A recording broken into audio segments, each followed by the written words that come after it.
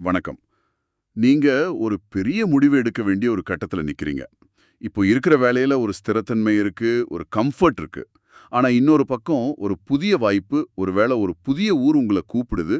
அதுல வளர்ச்சியும் இருக்கு, ஆனா ஒரு நிச்சயமற்ற தன்மையும் இருக்கு. இந்த குழப்பத்துக்கு வழிகாட்டுதலா நீங்க கொடுத்திருக்கிறது ஒரே ஒரு வாக்கியம் தான். யாத்ராகமம் 28ஆம் அதிகாரம் முதல் வசனம். இன்னைக்கு நம்மளோட சவாலே இதுதான். ஒரு பெரிய வாழ்க்கை முடிவை ஒரே ஒரு வாக்கியத்தை வச்சு எப்படி புரிஞ்சுக்கிறது? முதல்ல இந்த வசனத்தை நான் படிக்கிறேன். நீ எனக்கு ஆசாரியர் ஊழியம் செய்யும்படி உன் சகோதரனாகிய ஆரோனையும் அவனோடு கூட அவன் குமாரராகிய நாதாபையும் அபியூவையும் இலியாசாரையும் இத்தாமாரையும் இஸ்ரவேல் புத்திரரிலிருந்து பிரித்து உன்னிடத்தில் வரப்பண்ணு. இது ரொம்ப சுவாரஸ்யமான ஒரு பார்வை. ஒரு பக்கம் வேலை, சம்பளம், இடம்னு நடைமுறை விஷயங்கள். இன்னொரு பக்கம் இந்த ஒரு வாக்கியம் அதை ஒரு ஆன்மீக பயணமா பார்க்க சொல்லுது. நீங்க கொடுத்திருக்கிற விளக்கங்களை மட்டுமே அடிப்படையா வச்சு இந்த வசனம் உங்க சூழ்நிலைக்கு என்ன சொல்ல வருதுன்னு நம்ம ஒன்னொன்னா பிரிச்சு பார்க்கலாம். சரி, ஆரம்பிக்கலாம். இந்த வசனத்துல என் கவனத்தை ஈர்க்கிற முதல் வார்த்தை பிரித்து. ஆரோனையும் அவர் மகன்களையும் இஸ்ரவேல் ஜனங்களிடமிருந்து பிரித்து எடுக்க சொல்றார். பொதுவா பிரிச்சு எடுக்கிறதுனாவே ஒரு மாதிரி தனிமைப்படுத்தப்படுற மாதிரி ஒரு ஃபீலிங் வருமே. ஆமா, கூட்டத்துல இருந்து ஒருத்தரை மட்டும் தனியா கொண்டு போற மாதிரி. ஆமா, உங்க குறிப்பு இதை எப்படி பாக்குது? ரொம்ப நல்ல கேள்வி. நாம யோசிக்கிற மாதிரி இது ஒரு எதிர்மறையான பிரிவினை இல்ல. நீங்க கொடுத்திருக்கிற விளக்கம் இத ஒரு நிலை மாற்றம்னு சொல்லுது. அதாவது இது ஒரு இடம் மாற்றம் மட்டும் இல்ல. ஓ, கூட்டத்துக்காகவே ஒரு முக்கியமான பொறுப்புல இருக்கிற ஒருத்தரா மாத்திரத்துக்கான முதல் படிதான் இந்த பிரித்தல். அப்போ இது தனிமைப்படுத்துறது இல்ல, தனித்துவப்படுத்துறதுன்னு சொல்றீங்க. மிகச்சரியா. உங்க விளக்கம் ஒரு அருமையான உதாரணம் கொடுக்குது. இது ஒரு கிடைமட்ட நகர்வு இல்ல. ஹாரிசான்டல் மூவ் இல்ல. ஆமா, இது ஒரு செங்குத்து உயர்வு, ஒரு வெர்டிகல் எலிவேஷன். யோசிச்சு பாருங்க, ஒரு கம்பெனில 100 பேர் வேலை செய்றாங்க. அதுல ஒருத்தரை மட்டும் தனியா கூப்பிட்டு இனிமே நீங்க தான் இந்த 100 பேருக்கும் டீம் லீடர்னு சொன்னா அது அவரை மத்தவங்கல இருந்து பிரிக்குது. ஆனா எதுக்கு? ஒரு உயர்ந்த பொறுப்பை கொடுக்க. அதேதான். அதே மாதிரி தான் இந்த மாற்றம் உங்களை பொதுவான நிலையிலிருந்து ஒரு பிரத்யேகமான விசேஷித்த நிலைக்கு கொண்டு போகுதுன்னு உங்க ஆதாரம் சொல்லுது. வாவ், நான் இதை வெறும் ஊர் மாற்றம் வேலை மாற்றமா மட்டும்தான் பார்த்தேன். ஆனா நீங்க இதை ஒரு செங்குத்து உயர்வுன்னு சொல்லும்போது முழு பார்வையுமே மாறுது. அப்ப நான் யோசிக்க வேண்டியது, இந்த புதிய வாய்ப்பு என்னை அடுத்த கட்டத்துக்கு உயர்த்துமா அப்படிங்கறதான். கரெக்ட். உங்க தற்போதைய அடையாளத்திலிருந்து உங்களை அடுத்த நிலைக்கு உயர்த்துற ஒரு அழைப்பு இது. இதுதான் முதல் புள்ளி. சரி, ஒருத்தரை ஒரு உயர்ந்த பொறுப்புக்காக பிரிச்சு எடுத்தாச்சு, அது மட்டுமே போதுமா? வசனத்தோட அடுத்த பகுதி உன்னிடத்தில் வரப்பண்ணும் அப்படின்னு சொல்லுது.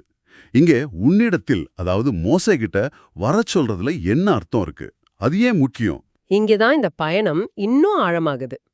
அந்த மூலத்துல பாத்தீங்கன்னா மோசே தேவனுடைய பிரசன்னத்தோட ஒரு பிரதிநிதியா இருக்காரு. ஓ சரி.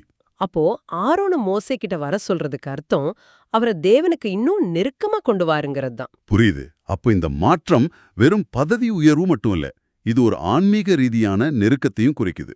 ஆமா, இத உங்க சூழ்நிலைக்கு பொருத்தி பார்த்தா நீங்க பரிசீலிக்கிற இந்த புதிய வாய்ப்பு உங்களுடைய ஆழமான நோக்கத்தோட உங்க நம்பிக்கையோட இன்னும் நெருக்கமா கொண்டு போகுமாங்கிற கேள்வியை எழுப்புது.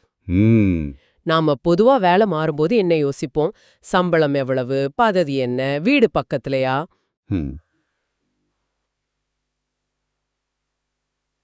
வசதிகள் என்ன, இதெல்லாம் தான். ஆமா. ஆனா உங்க குறிப்பு கேக்குற கேள்வி என்னன்னா, இந்த மாற்றம் என்னை ஒரு சிறந்த மனிதனாக என்னுடைய நோக்கத்திற்கு நெருக்கமாக வாழ வைக்குமா?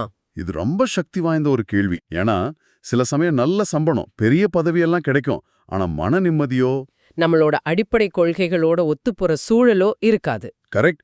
நீங்க சொல்றத பார்த்தா இந்த புதிய வாய்ப்பு உங்களுக்கு அந்த ஆன்மீக நெருக்கத்தையும் கொடுக்கணும்னு உங்க ஆதாரம் எதிர்பார்க்குது. நிச்சயமா.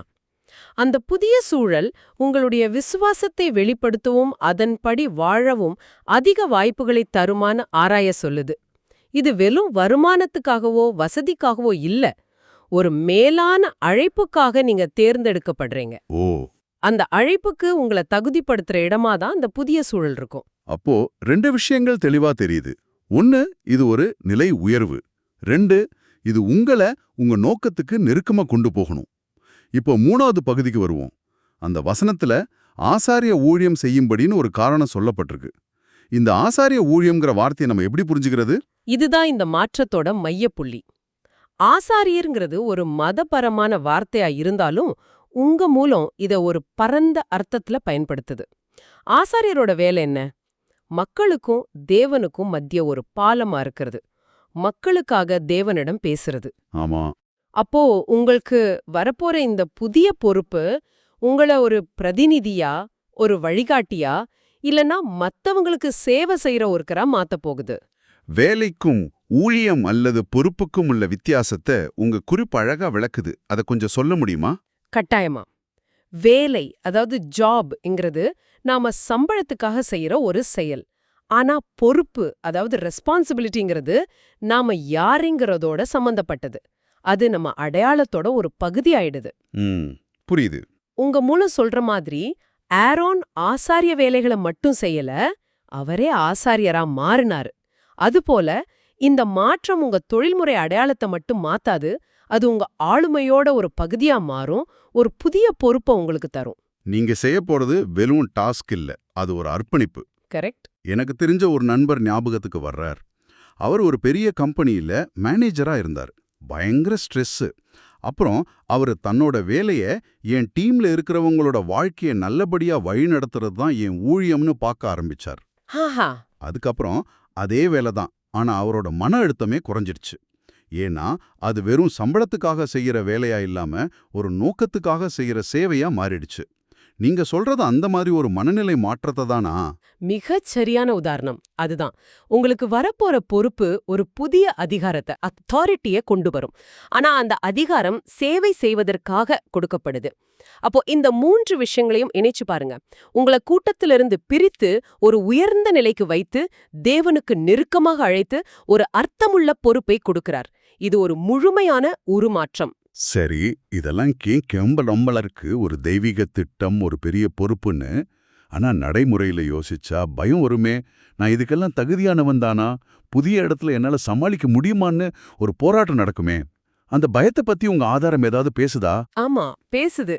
இது ரொம்ப முக்கியமான, நடைமுறைக்கு உகந்த ஒரு வழிகாட்டுதல். ஆரோன் அழைக்கப்பட்டப்போ அவருக்கும் இந்த கேள்விகள் இருந்திருக்கலாம்.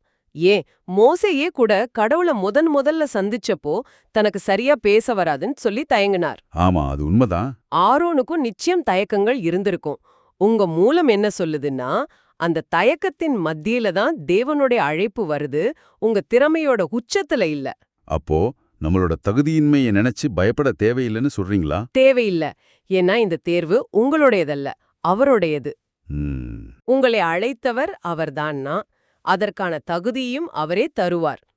உங்க தகுதியின் அடிப்படையில இந்த அழைப்பு வரல, அவருடைய கிருபையின் அடிப்படையில வருது. இது ஒரு பெரிய ஆறுதல் இல்லையா? நிச்சயமா இது பெரிய ஆறுதல் தான். உங்க பலவீனங்களை கண்டு நீங்க அஞ்ச வேண்டியதில்ல. ஆனா தேவன் தகுதிப்படுத்துவார்னு சும்மா இருந்துட முடியாதே. ஒருத்தரோட சொந்த முயற்சிக்கு இதுல என்ன பங்கு இருக்கு? தயாரிப்பு வேண்டாமா? அருமையான கேள்வி. அடுத்த வசனங்கள்ல ஆரோனுக்காக பரிசுத்தமான அழகான வஸ்திரங்கள் செய்யச் சொல்லி ஒரு கட்டளை வரும். உங்கள் மூலம் அந்த உருவகத்தை ரொம்ப அழகா பயன்படுத்துது. ஓ. ஆரோன் அந்த புதிய ஊழியத்துக்கு போகும்போது அவருக்காக விசேஷ உடைகள் ஆயத்தம் செய்யப்பட்டது போல இந்த புதிய பொறுப்புக்கு தேவையான தகுதிகளையும் ஞானத்தையும் திறமைகளையும் சரியான மனிதர்களையும் சூழலையும் தேவனே உங்களுக்கு ஆயத்தப்படுத்துவார். அப்போ அந்த ஆயத்தப்படுத்துதலும் இந்த அழைப்போட ஒரு பகுதி தான். நான் தனியா எல்லாத்தையும் கத்துக்கிட்டு தயாராகணும்னு இல்ல. ஆமாம். அதே சமயம் அது உங்களை செயலற்றதாக்காது. அந்த வஸ்திரங்களை ஆரோன் தைக்கல, ஆனா அதை உடுத்துக்க வேண்டியது அவரோட பொறுப்பு. சரி சரி. அது மாதிரி தேவன் உங்களுக்கு வாய்ப்புகளையும் திறமைகளையும் கொடுப்பார். அதை நீங்க பயன்படுத்திக்கணும், அதுல வளரணும்.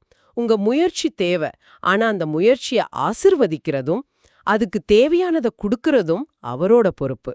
உங்களுக்கு தேவையான தொடர்புகள், வளங்கள், அறிவு எல்லாமே சரியான நேரத்துல உங்களுக்கு கிடைக்கும்னு உங்க ஆதாரம் உறுதியளிக்குது. அப்போ நாம இதுவரைக்கும் பேசினதையெல்லாம் தொகுத்து பார்த்தா, வேலை அல்லது இடமாற்றம் பற்றிய உங்க கேள்விக்கு உங்க ஆதாரம் ரொம்ப தெளிவான ஒரு வழியை காட்டுது. ஆம், இந்த மாற்றத்தை நோக்கிச் செல்லுங்கள்னு அது சொல்ற மாதிரி தெரியுது. ஆமாம். ஆனா இது வெறும் ஆம் அல்லது இல்லைங்கிற பதிலுக்கு மேலானது. ஏன் அந்த மாற்றம்? அந்த மாற்றத்தோட தன்மை என்ன? அந்த மாற்றத்துக்கு நீங்க எப்படி தயாராகணும்னு ஒரு முழுமையான வரைபடத்தையே அது கொடுக்குது. ஒரு சாதாரணமா முடிவெடுக்க வேண்டிய விஷயத்த இது ஒரு தெய்வீக திட்டமா மாத்துது. ஒரு நடைமுறை சிக்கல ஆரம்பிச்சது ஒரு ஆழமான ஆன்மீக பயணமா மாறியிருக்கு. சரியா சொன்னீங்க. இது தேர்ந்தெடுக்கப்படுதல், நெருங்கி வருதல் மற்றும் ஒரு புதிய பொறுப்பை ஏற்றுக்கொள்வது பற்றிய ஒரு பயணம். உண்மையிலே ஆச்சரியமா இருக்கு. ஒரு வசனத்துக்குள்ள இவ்வளவு ஆழமான தனிப்பட்ட வழிகாட்டுதல் இருக்குங்கிறது வியப்பளிக்குது. இறுதியா நீங்க யோசிக்கிறதுக்காக ஒரு எண்ணம். இந்த வசனத்தை நம்ம மறுபடியும் பார்த்தா ஆரோன் மட்டும் அழைக்கப்படல. அவரோட குமாரர்களான நாதாப், அபியூ, எலெயாசார், இத்தாமார் அவங்களும் அவரோட கூடவே அழைக்கப்பட்டாங்க. இத கவனிச்சீங்களா? ஆமாம், உண்மைதான். ஆரோன் தனியா அழைக்கப்படல. அப்போ நீங்க எடுக்க போற இந்த முடிவு உங்கள மட்டும் எப்படி பாதிக்கும்னு யோசிக்கிறத விட உங்க குடும்பத்தினர் அல்லது உங்களை சார்ந்திருக்கிறவங்க எப்படி இந்த புதிய தெய்வீக அழைப்போட ஒரு பகுதியா மாறப் போறாங்கன்னு நீங்க எப்பவாவது யோசிச்சதுண்டா? இந்த மாற்றம் உங்க மனைவிக்கு, உங்க பிள்ளைங்களுக்கு, இல்லனா உங்களை நம்பி இருக்கிறவங்களுக்கு என்ன மாதிரியான ஒரு புதிய தொடக்கத்தை கொண்டு வரும்? ஒருவேளை இது உங்களுடைய தனிப்பட்ட பயணம் மட்டும் இல்லாம உங்களோட இணைஞ்சிருக்கிறவங்களையும் உள்ளடக்கிய ஒரு பயணமா இருக்கலாம். அத பத்தி சிந்திச்சு பாருங்க.